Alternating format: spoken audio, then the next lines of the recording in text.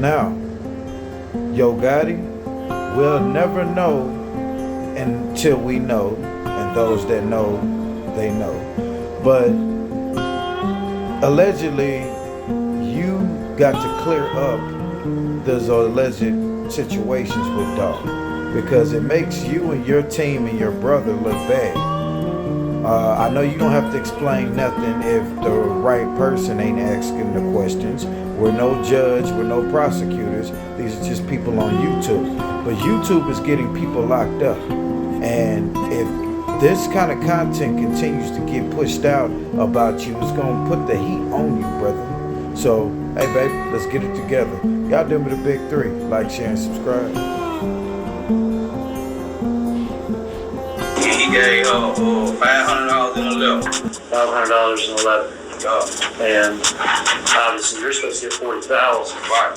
That's one of Young Dolph's alleged killers claiming that Big Jook, Yo Gotti's own brother, off $40,000 for Dolph's head. Now, word is there's even more footage directly tying him to the case. Why would Big Jook want Dolph gone? Well, if you know the history, Yo Gotti might have everything to do with it. Let's get into it.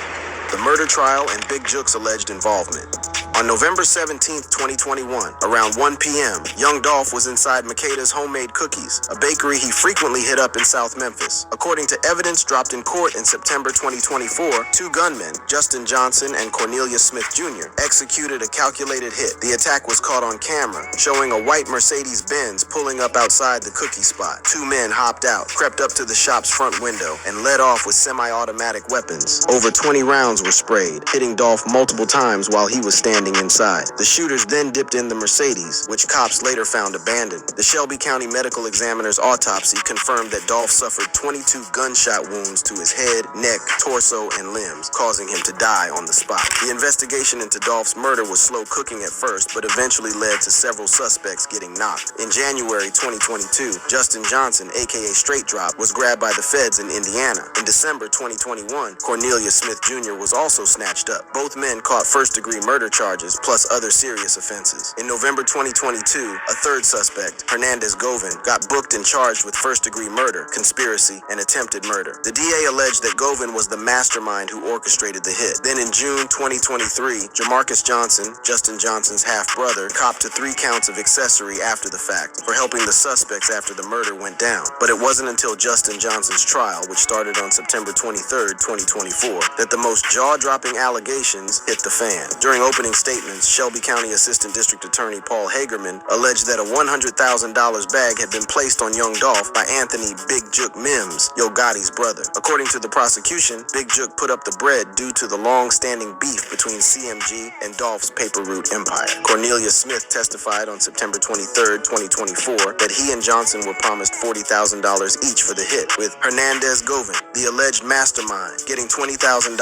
Smith admitted to busting shots and showed remorse, mentioning he only got $800 before getting knocked. It's worth noting that these allegations against Big Jook came after his death, as he had been killed in January 2024, about 8 months before the trial started. On September 26, 2024, Justin Johnson was found guilty on all counts and got life in prison, with an extra 35 years tacked on November 1st, 2024, for conspiracy and weapon charges. His lawyer tried to get a new trial, claiming insufficient evidence, but this got shut down on January 14th, 2025. Hernandez Govan's trial, initially scheduled for March 2025, got pushed to July 28, 2025, after he curved a plea deal. Jamarcus Johnson caught a 6-year diversion sentence on November 22, 2024, meaning he dodges prison time if he stays clean. As for Cornelius Smith Jr., he's still waiting for his day in court, with no date set as of May 7, 2025. Big Jook's alleged role in ordering the hit on young Dolph remains one of the most controversial aspects of this whole case. While prosecutors and witnesses in Justin Johnson's trial pointed to Big Jook as the money man behind the murder plot, it's important to note that he was never charged or convicted of any crime related to Dolph's death. His murder in January 2024 means he'll never have the chance to address these allegations. According to trial testimony, Big Jook allegedly offered Justin Johnson a contract with CMG in exchange for taking out Dolph.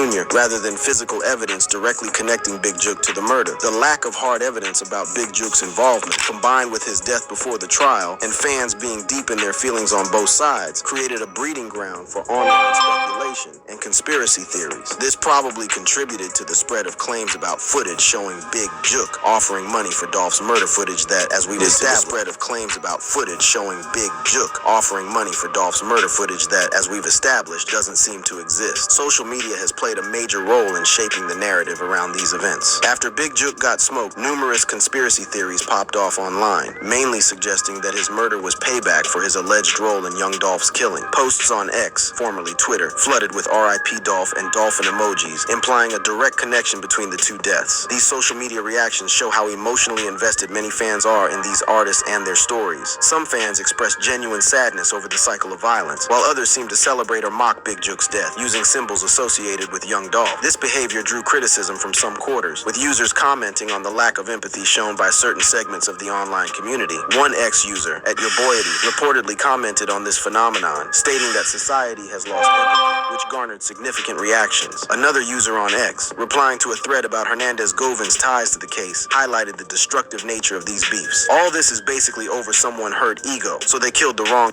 Dolph, and now a never-ending war of retaliation with lose of life on both sides. I've seen type of destruction play out too many times growing up on New Orleans. The spread of unverified info and conspiracy theories around these cases shows the power of social media to shape narratives, especially when official info is missing or when fans are in their feelings. Claims about video footage of Big Juke offering money for Dolph's murder gained traction despite the lack of evidence, showing how easily cap can spread in today's digital world. Despite the tragedy of his death and the controversy surrounding it, young Dolph's legacy continues to hit hard in the music world and beyond. He was more than just a successful independent artist. He was a symbol of self-made success and entrepreneurship. No way, no how I'm ever gonna go to a place that didn't accept me in the beginning, and then when I left, got a bag, and then they started praising me for me to go back to that town where I got enemies. Young Dolph, I started listening to your music maybe 2-3 years before you were executed. I heard about you. Me being in the Mississippi area, I've heard about Young Dolph. I've been to Young Dolph, been up on his movement. But me being older than Young Dolph, I listened to that rap era 2 or 3 eras before Dolph came along. So I'm considered an old head when it came to Young Dolph music, but at the same time, I like his beats, and he was about getting his money. Young Dolph, let's just go back to a little time frame of the beef with him and his city. Here we go.